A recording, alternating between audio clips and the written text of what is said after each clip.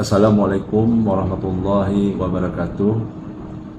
Saya Haji Mirwan MS selaku Bupati Aceh Selatan dengan segala kerendahan hati menyampaikan permohonan maaf yang sebesar-besarnya atas ketidaknyamanan, keresahan, dan kekecewaan banyak pihak, terutama kepada Bapak Presiden Republik Indonesia Haji Prabowo Subianto dan Bapak Menteri Dalam Negeri Haji Tito Karnavian, dan juga pada Bapak Gubernur Aceh Haji Muzakir Manaf, serta seluruh lapisan masyarakat Indonesia, masyarakat Aceh, dan masyarakat Kabupaten Aceh Selatan pada khususnya.